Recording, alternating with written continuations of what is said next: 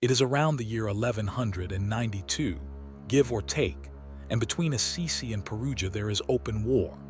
The two cities have eyed each other for generations across the valley of the Tiber, rivals over land, over pride, over the control of the roads. In Assisi, meanwhile, something large has happened. The common people have risen.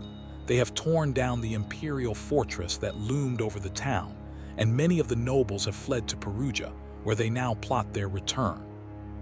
The clash between the two cities is also a clash within one of them, between the old world of the lords and the new world of the communes.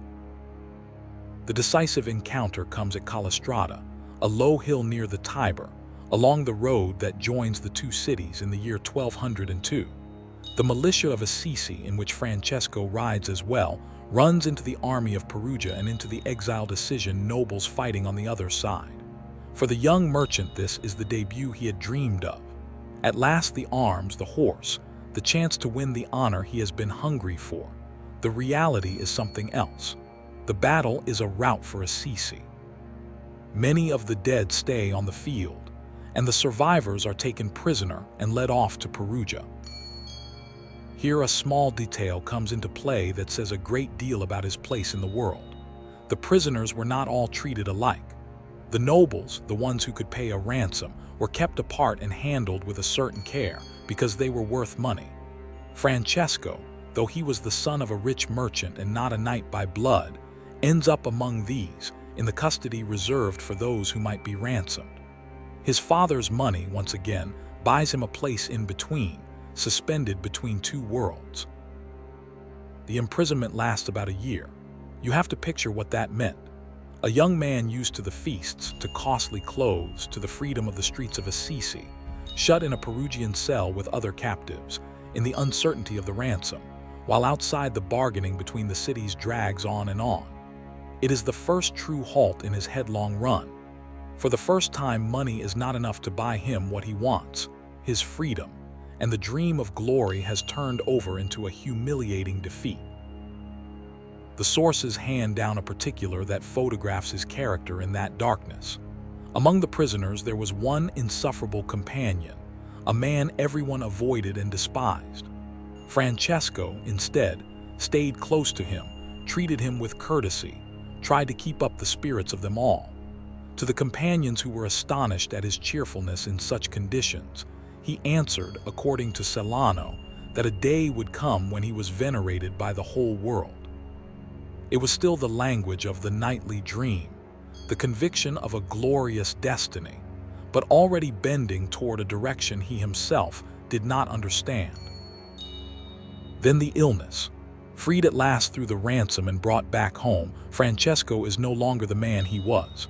He falls sick, long and gravely. The prison, the privations, perhaps the wounds, leave his body worn down. It is a slow recovery, made of days in bed, of strength that will not return, of a body that for the first time betrays him. And in those days something happens that the biographies mark as a first, faint shifting of the ground. When he begins to mend, Francesco goes out of the house leaning on a stick, weak, to look again at the countryside around Assisi that he had loved so much. But the hills, the fields, the light upon the valley, everything that used to fill him with joy, now says nothing to him. He stays empty, let down without knowing why. Celano catches a signal here. The young man who once found savor in every pleasure is beginning to find none. The historian does not yet speak of conversion, but he records a recognizable human fact.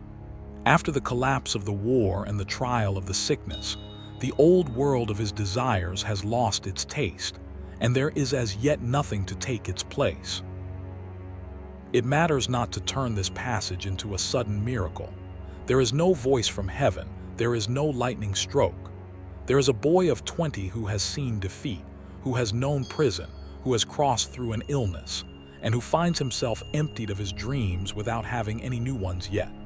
It is the exact condition from which many changed lives set out. Not the light, but the emptiness. And yet the dream of knighthood is not dead. As soon as his strength comes back, Francesco takes it up again, more stubborn than before. A fresh chance of war is forming on the horizon, an important expedition toward the south, and he is set on going, on staking everything once more on the field of honor. It will be his last attempt to make real the dream of his youth, and it will end in the strangest way, with a turning back halfway after one night and a few words. In the next chapter, we follow him on the road toward Apulia, as far as the city of Spoleto, where a dream in the night and a single question send him home again, amid the astonishment and the scorn of everyone.